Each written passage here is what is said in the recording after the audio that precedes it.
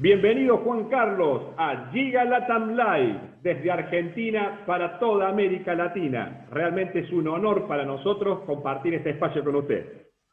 Bueno, es un honor para mí, gracias. Espero que sea una entrevista provechosa para su público.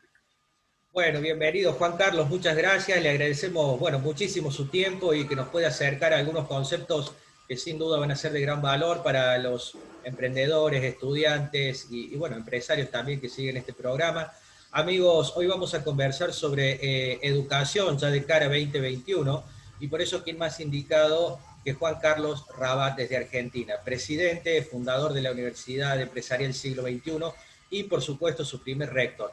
Ahora, antes de entrar de lleno en tema, nos gustaría, Juan Carlos, si tuviera la amabilidad de contarnos, nosotros que somos cordobeses y lo conocemos, cómo nace un poquito la historia, ¿no? de su pasión por la educación, que sabemos que viene desde muy joven, ¿verdad?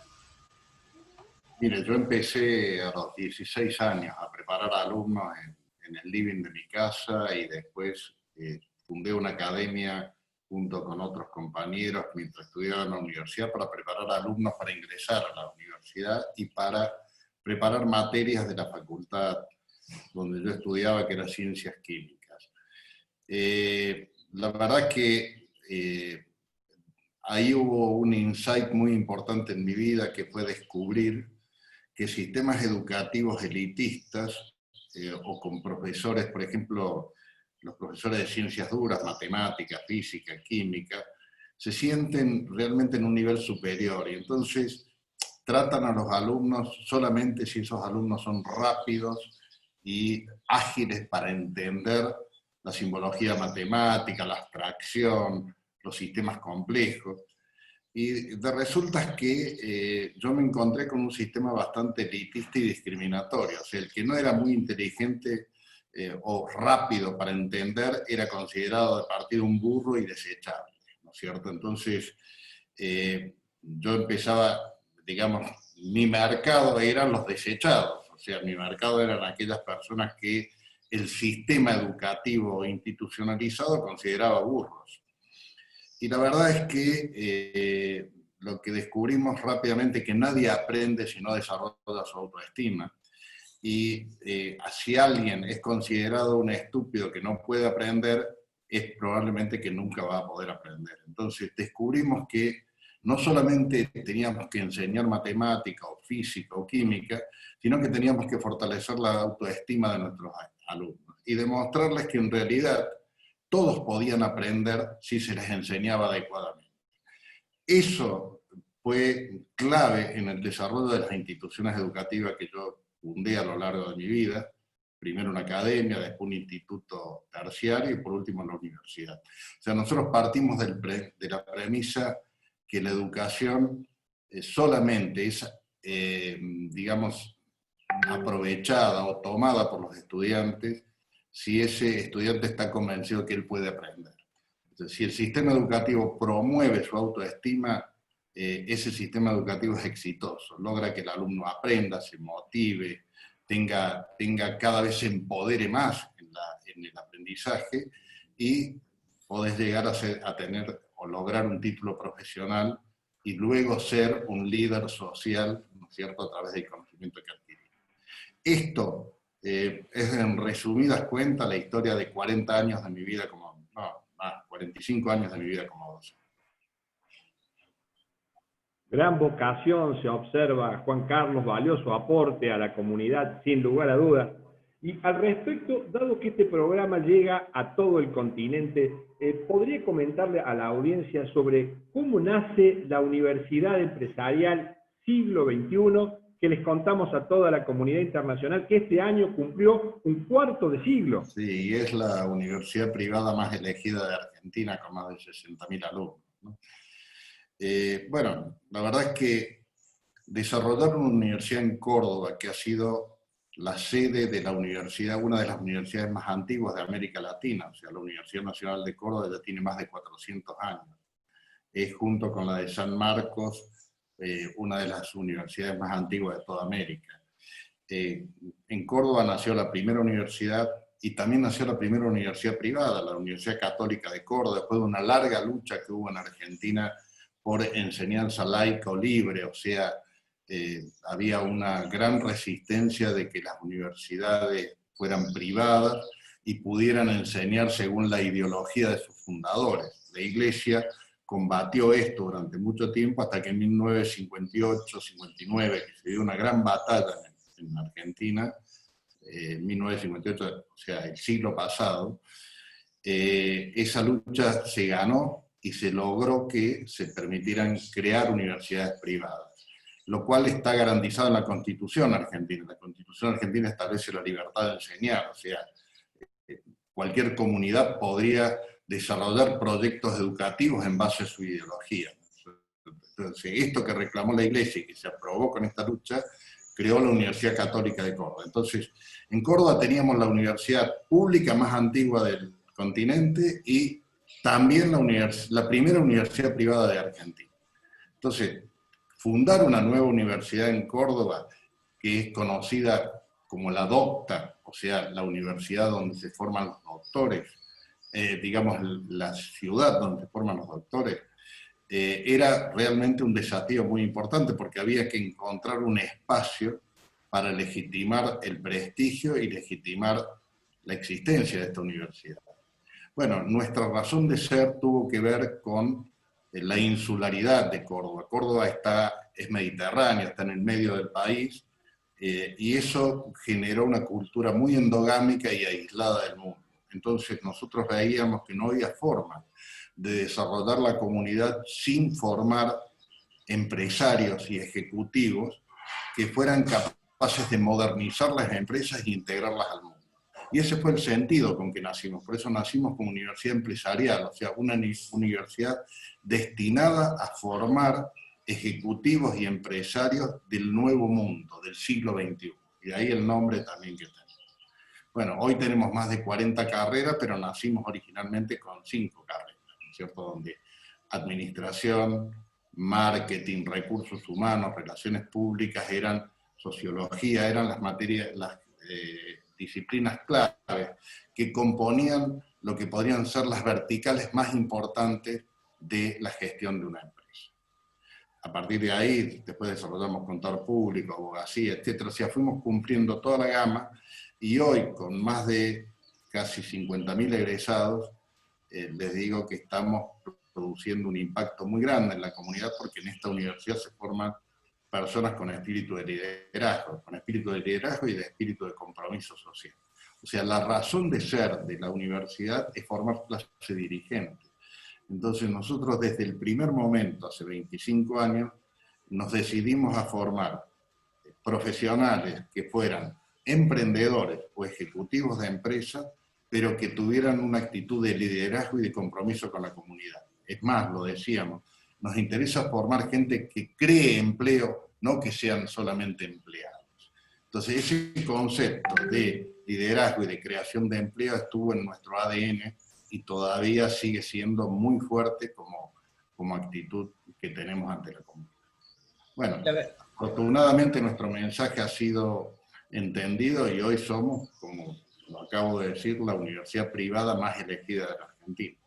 Esto, desarrollado desde Córdoba, estuvo favorecido por un entorno universitario, pero también fue mucho más difícil porque lograr insertarse en un esquema universitario ya muy tradicional y muy existente desde mucho tiempo atrás, requirió lograr legitimidad.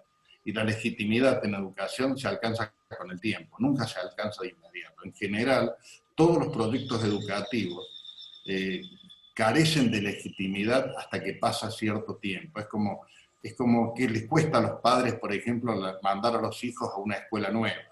Bueno, también les cuesta a los estudiantes elegir una universidad nueva, porque no sabe con qué se va a encontrar, siempre elige lo tradicional, lo probado. Entonces, bueno, creo que nuestro proyecto fue bastante exitoso porque logramos esa legitimidad y por eso nos premia la sociedad eligiéndonos para su formación. Juan Carlos, justamente esta historia que va contando, que es sin duda un ejemplo claro de algo que hacemos mucha fuerza desde GIGA, en los emprendedores, en los profesionales recién recibidos, que es trabajar bajo la planificación de una visión y no tener la visión como un concepto abstracto, ¿no? Como uno lee en los libros, es decir, claramente materializarlo.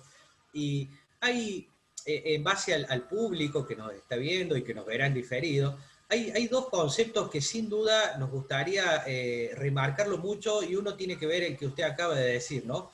Que los egresados tengan orgullo de colgar su título, y por otro lado a la universidad le interesa más que formar profesionales y empleados, formar profesionales y egresados que sean capaces de generar empleo, ¿no?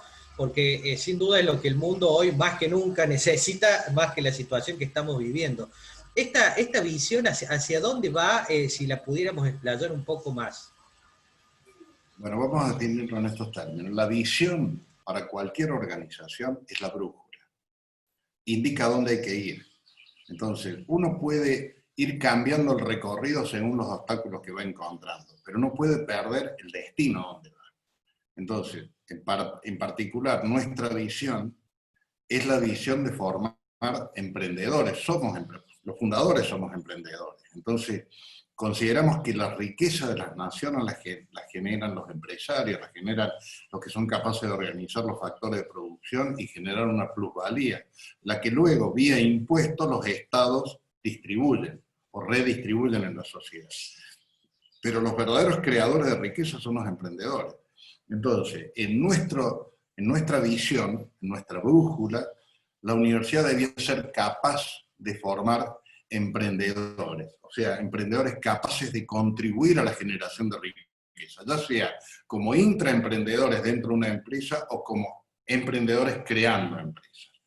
Entonces, esa visión nos acompaña permanentemente. Entonces, hoy nosotros tenemos básicamente la concepción de que nuestros egresados tienen que tener espíritu emprendedor, deben tener espíritu solidario, entender que un egresado universitario es un privilegiado. Los egresados universitarios son una ínfima minoría en los países, todavía.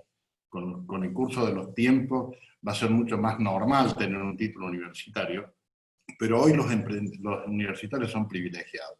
Entonces, nosotros les enseñamos a nuestros estudiantes que ese privilegio tiene una responsabilidad. O sea, la gente que más sabe, que más capacitación tiene más responsabilidad de mejorar la vida en sus comunidades. Entonces, es otro concepto fuerte que nosotros tenemos. O sea, nuestros estudiantes tienen un cuatrimestre que hacer obligatoriamente un voluntariado en organizaciones sociales. O sea, tenemos más de 2.000 ONG en Argentina donde nuestros estudiantes hacen voluntariado durante un semestre, y es un requisito académico. Sin ese voluntariado durante un semestre no se puede obtener un título. Esto permite que nuestros egresados tengan mucha sensibilidad social, que sepan su condición de privilegio y su condición de necesidad de devolver a la sociedad ese conocimiento que adquirieron en, digamos, tomar medidas y acciones para mejorar la vida de la comunidad. Y por otro lado, el concepto de globalización. O sea, nosotros queremos egresados que entiendan que no terminan las situaciones en Córdoba, no terminan en el país, sino que el mundo es su objetivo. O sea, que las empresas deben pensar en producir para el mundo, que los profesionales deben formarse según el estado del arte del mundo, que entender que hoy en día el siglo XXI hace que los espacios se hayan reducido enormemente. De hecho, la pandemia, donde afectó a todo el mundo, la primera vez que una pandemia afecta globalmente a la sociedad, pero también es la primera vez donde el mundo permanece conectado vía internet, se reprogramaron casi todas las actividades para hacer in-home, o sea, el trabajo está cambiando. Entonces, hoy en día una universidad que no piense globalmente no puede cumplir una función de formar un líder transformador. Y eso para nosotros es un requisito. O sea, nuestros egresados deben ser capaces de mejorar el mundo a partir del conocimiento que adquieren. Entonces, esa es nuestra brújula, esa es nuestra visión, y entonces en todo lo que hacemos está claro el rumbo. Entonces podemos tener distintas estrategias de cómo llegar a ese objetivo, pero el rumbo está marcado. Efectivamente, Juan Carlos, quienes conocemos desde adentro de la universidad, ¿no? Yo he tenido la suerte, el privilegio, ¿no?, de haber realizado un máster en administración de empresas, y la verdad es que lo recomiendo ampliamente por sus valores, una universidad laica, democrática, trascendente, por su calidad académica e institucional, y entiendo, Juan Carlos, que ello se verá reflejado en el enorme crecimiento de la plantilla de alumnos, ¿no? Dado que usted estuvo desde los comienzos, ¿no?, desde los cimientos de la organización, ¿podría cuantificarnos esa evolución y cuáles consideras que han sido los factores claves del éxito de vuestra institución? Bueno, primero te agradezco como egresado y estudiante nuestro, tus conceptos son gratificantes y motivantes. Nosotros empezamos en el año 1995 con 200 alumnos, en una casa antigua, en un barrio de la ciudad de Córdoba, muy cercano al centro, y hoy nosotros estamos inscribiendo por año 30.000 alumnos nuevos. Entonces, tenemos un campus inmenso con 40.000 metros cuadrados construidos y tenemos 350 sedes distribuidas en todo el país. La evolución de este proceso ha sido fundamentalmente por esto. Yo le diría a cualquier emprendedor, el emprendedor tiene que tener una visión clara y saber dónde crea valor. Entonces, si ustedes me preguntan por qué nosotros tuvimos este desarrollo, porque tuvimos la clara conciencia que para crear valor en la educación teníamos que empoderar a nuestros estudiantes, que nuestros estudiantes debían ser respetados en su capacidad de aprender y encontrar las mejores estrategias para que aprendieran. Fuimos muy aliados de la tecnología, o sea, nosotros prácticamente hoy lideramos la educación en línea, la educación mediada por tecnología, pero eso, digamos, fue una adaptación a las nuevas necesidades del mundo, pero de un concepto básico. Si nuestros alumnos no pueden disfrutar del aprendizaje y aprender efectivamente, desarrollar competencias para el mundo del trabajo, si no logramos esto, no hacemos bien nuestro trabajo. Entonces, permanentemente estamos cuestionándonos la forma en que educamos, y por eso tenemos algunos, digamos, claims, como la educación evoluciona, o cambia nuestra forma de aprender, cambiamos nuestra forma de enseñar. O sea, estos claims reflejan nuestro concepto de evolución permanente. Una empresa, una organización que no crece, se muere. Ya lo decía Phil Knight, el fundador de Nike, grow or die, o sea, crecer o morir. Esto es una axioma, y nosotros sabemos que para crecer, nosotros tenemos que lograr que nuestros estudiantes se empoderen, se realicen. Si no logramos eso, no tenemos sustento para crecer, porque estaríamos ofreciendo un título sin sustancia, y sin sustancia las cosas no duran. De hecho, por ejemplo, hemos tenido muchas veces reclamos de por qué somos muy exigentes, por qué, por ejemplo, a pesar de que el alumno va aprobando las materias, para recibirse tiene que rendir un examen final integrador ante un tribunal y es presencial. Entonces, ¿por qué tenemos que rendir esto y ya aprobamos las materias? Bueno, porque nosotros consideramos que el aprendizaje es sistémico, que uno tiene que ir juntando los pedazos que ha ido teniendo en las materias, y que ese examen es clave para que el alumno egrese sintiendo que su título corresponde a la competencia que ha adquirido. Cuando el estudiante vence esas dificultades y se encuentra con un título y es un egresado, ese egresado está empoderado, sabe que nadie le regaló nada, sabe que él logró con esfuerzo ese título, y ese empoderamiento luego se refleja en la actitud que él tiene en la sociedad. Siempre nuestros estudiantes van a promover el mérito, porque ellos mismos, para acceder al título, tuvieron que demostrar el mérito, el esfuerzo, la vocación por llegar. La verdad que clarísimo, sin dudas, mérito, excelencia, y mencionó algo, Juan Carlos, que es muy, bueno, sin duda es casi el tema del momento, que es que han sido y son los pioneros en materia de tecnología, considerando que la universidad nace prácticamente con Internet, ¿no? Desde su experiencia, ¿cómo ve los desafíos que enfrenta hoy la educación, ¿no?, de cara al cierre 2020. Bueno, primero que es imposible hoy pensar una educación que no tenga un componente tecnológico importante. Imaginar la presencialidad como era en el siglo XX o en el siglo XIX es algo ya utópico. Ya el estudiante ya no quiere perder tiempo yendo a una clase para que le repitan lo que puede leer él solo. O sea, la dinámica del estudio va a ser diferente, totalmente diferente. Y la mediación tecnológica va a ser algo que va a generar mucho más inclusión social, mucho más gente va a poder estudiar. Porque gente que trabaje o gente que esté lejos, gente que esté en otros lugares, la mediación tecnológica le va a permitir acceder a conocimiento y a capacitaciones que hasta hoy no podía hacer. Entonces, todas las disciplinas van a mantener presencialidad, pero en modos blend, o sea, va a haber una presencialidad mezclada con enseñanza online o enseñanza virtual mediada por tecnología. Entonces, las instituciones que no se adapten van a ir muriendo. O sea, una institución que quiera seguir teniendo un alumno 5 días a la semana, 8 horas por día estudiando en su sede, no va a tener alumnos.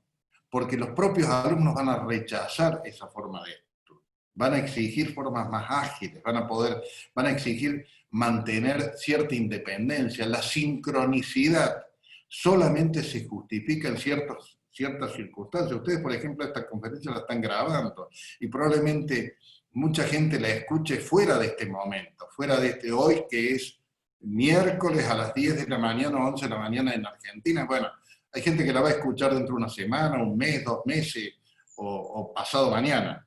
Esa falta de sincronicidad no coincide con el modelo tradicional de educación, donde el alumno toma una clase con un profesor que enseña contenidos en un día y en una hora especificada y con el alumno presente. Ese modelo va a quedar solamente para cosas muy reducidas. La gran mayoría de la educación va a ser asincrónica y mediada por tecnología. Totalmente de acuerdo, Juan Carlos, y en ese sentido, justamente como decía Sebastián, la Universidad Empresarial Siglo XXI ha sido pionera en esta materia. Y por lo tanto, Juan Carlos, ustedes desde su experiencia, ¿cómo vislumbra la educación ya post pandemia, ¿no? Un poco ya nos hacía mención que era prácticamente sin la presencialidad necesaria o imprescindible del alumnado, ¿no? Pero entiendo de que en función de lo que hablamos ya en la pregunta anterior, lo ve prácticamente a la virtualidad como el actor principal, ¿no?, de la educación. Y en algunos casos hablan ya de que el 2020, Juan Carlos, hablan del año cero en materia educativa, ¿verdad? ¿Qué opina al respecto de este tema? Bueno, primero que la pandemia aceleró un proceso que hubiera llevado mucho más años. O sea, al tener que, por una situación de fuerza mayor, ir a educación mediada por tecnología, no creamos que un Zoom o el Moodle solo resuelve la educación. O sea, hay que crear sistemas educativos mediados por tecnología, pero de todos modos, la gente vio que tenía alternativas fuera de la presencialidad para continuar sus estudios. Entonces, eso hace irreversible el proceso. En el 2021 ya no va a ser nunca más igual al 2019. Va a ser distinto. No va a ser el 2020, va a ser un blend, va a ser una mezcla de presencialidad y virtualidad. Ahora, es distinta la educación primaria, la secundaria y la superior. La educación primaria va a seguir teniendo una gran presencialidad porque la educación primaria también tiene que ver con la socialización, tiene que ver con el contacto con otro, el aprender a convivir con otro. En la educación secundaria va a ser también fuerte presencia, pero ya menos que en el primario, porque los estudiantes secundarios la gente va a buscar poder trabajar, poder hacer deportes, poder tener vida social, y entonces va a haber cambios en la educación secundaria que todavía no podemos saber bien cómo se van a establecer, pero que seguramente van a incluir más virtualidad y menos presencialidad. Y definitivamente la educación superior va a ser mucho más mediada por tecnología de lo que es. Eso sería mi síntesis, ¿no es cierto? Ahora, es una página en blanco que se va a empezar a escribir en unos meses. Estamos totalmente de acuerdo y destaco muchísimo algo que acaba de mencionar también Juan Carlos. Nos cruzamos, no le voy a decir a diario, pero cada 2 días, con docentes o educadores. Dicen, no, yo ya estoy en la educación virtual porque doy clases por Zoom. Claramente, ni el Zoom, ni Moodle, ni Kahoot, ni Lego Designer por sí solos son educación virtual. Entonces, rescatando ese concepto, sin duda una eminencia en la materia, se lo tenemos que preguntar. ¿Cuáles considera usted que son las competencias indispensables que debe tener un educador de cara a 2021? Bueno, sin duda, y en primer lugar, debe amar la profesión. O sea, un educador que no sienta pasión por enseñar, eso no lo reemplaza con un conchavo, no. Si el educador concibe que es un empleo que sirve solamente para ganarse la vida, pero no tiene pasión en hacerlo, nunca va a ser un buen educador. Suponiendo que ya tenemos un educador comprometido, con pasión para hacer, lo primero que ese educador debe tener es respeto por sus alumnos. Partir de la premisa de que él existe porque puede ayudar a crecer y a empoderar al alumno. Perdón, ya voy. Puede ayudar a crecer y a empoderar al alumno.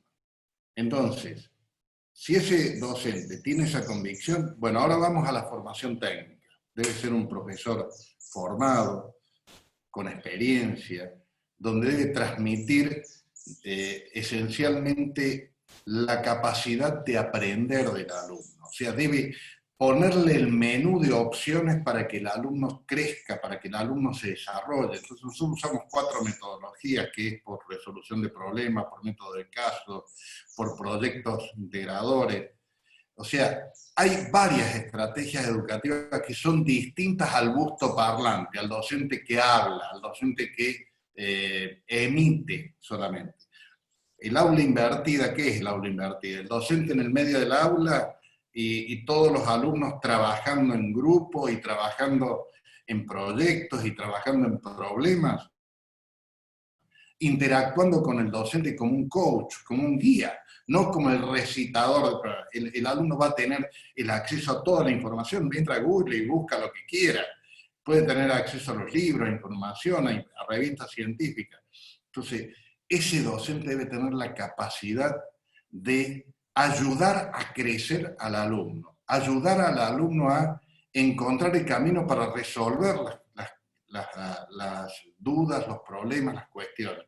O sea, es un docente diferente al que conocimos en el siglo XIX, en el siglo XX. Ese docente que era autoridad del aula, que se paraba delante e iluminaba a los alumnos con su conocimiento. Ese docente no va más. El verdadero docente que ha surgido es el docente que conoce mucho de lo suyo, pero que tiene la capacidad y la paciencia de esperar que el alumno procese la información y vaya llegando a conclusiones con la ayuda que él le va dando. Esto, bueno, es muy difícil. Nosotros en la universidad invertimos mucho tiempo en seleccionar y en formar a los docentes, porque entendemos que, y aparte tenemos la licenciatura en educación para profesores, con lo que pretendemos hacer una contribución a la enseñanza en el nivel medio, desarrollando estos conceptos. Un docente que sea capaz de trabajar a la par de los alumnos y enseñarles a aprender a aprender. O sea, aprender a permanentemente evolucionar. Un docente que más que hacer preguntas, le enseña al alumno a hacerse preguntas, le enseña al alumno a plantearse dudas, motiva la curiosidad, motiva la búsqueda. Bueno, yo lo estoy diciendo en términos por ahí no muy académicos, pero la esencia es esto que estoy hablando. Estimado Juan Carlos, nos has compartido unos conceptos para todos los docentes muy valiosos. No tenemos más palabras que agradecerte por la disposición, por tu aporte de valor a la comunidad académica, empresarial en general. Ahora te pediríamos ya las últimas palabras ya de cierre, pero ese mensaje estaría destinado a los jóvenes, ¿no? Que nos están acompañando en todo el continente, que nos están viendo, y qué palabras finales quisieras, o qué mensaje quisieras transmitirles a ellos, estudiantes o futuros estudiantes de carreras de grados o incluso profesionales carreras de posgrado. Bueno, yo le diría a los jóvenes que nunca pierdan el optimismo. O sea, los jóvenes tienen la posibilidad de dejar el mundo un poco mejor de lo que lo recibe. Y tienen una gran ventaja, tienen toda la página en blanco, o sea, la pueden escribir toda. A diferencia de los que tenemos mi edad, donde ya hemos transcurrido una vida, ya llenamos muchas páginas, digamos, los jóvenes tienen el desafío de poder reescribir esas páginas. Entonces, la esperanza del mundo es que los jóvenes tengan una actitud de compromiso con la comunidad, con los otros, con la felicidad de las comunidades, partiendo de la premisa que mientras más igualitaria, más, digamos, más justo sea el mundo, mejor y más feliz va a ser la vida de las personas. Y cuando las personas son felices, todo el ambiente es sano y feliz. Cuando hay mala onda, cuando hay agresión, cuando hay resentimiento, los espacios son grises y oscuros. Entonces yo le diría, mire, a los jóvenes que promuevan el amor, la tolerancia, la convivencia, la solidaridad, con esos valores van a tener un mundo muy feliz para ellos y para los otros, porque nadie se salva solo, y esto hay que tenerlo en cuenta. Nadie se salva solo. Si el planeta se destruye por el mal uso de la ecología, si el planeta se destruye con las bombas atómicas, no se salva a nadie. No hay rico ni pobre que quede en pie, o sea, le da a todos igual. Ahora, los jóvenes tienen la posibilidad, como tuvimos nosotros en nuestra generación, de luchar.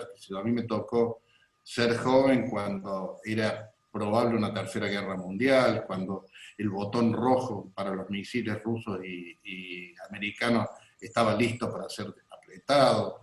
Me tocó vivir con la rebelión de los jóvenes con el movimiento hippie, los Beatles, ¿no es cierto? Y el amor, el paz y amor como símbolos. Bueno, hoy los jóvenes tienen nuevas oportunidades. La ecología, la solidaridad, la convivencia, regímenes políticos democráticos, la libertad como valor, todos esos valores que le dan a un joven la posibilidad de tener un propósito de vivir feliz, siendo feliz con los demás. Entonces, yo creo que el estudio, la capacitación, la formación, es una gran oportunidad para los jóvenes, porque les da una motivación para mejorarse individualmente y mejorar la sociedad en la que viven. Eso es por lo menos lo que intentamos desde la universidad, y es el mensaje que yo le daría a todos los jóvenes. No renuncien jamás al optimismo. Juan Carlos, muchísimas gracias. La verdad que fue un placer, le agradecemos el tiempo y por supuesto las puertas de GIA Global siempre abiertas para usted y su equipo. Bueno, les deseo mucho éxito y que ojalá que la audiencia pueda aprovechar esta entrevista que les sirva de algo. Yo, con mi mayor disposición, les agradezco a ustedes el tiempo también, el respeto, la dedicación que me han generado, y me pongo a disposición para ustedes para cualquier cosa. Gracias. Muchísimas gracias, Juan Carlos. Muy amable. Hasta la próxima. Muy amable. Gracias.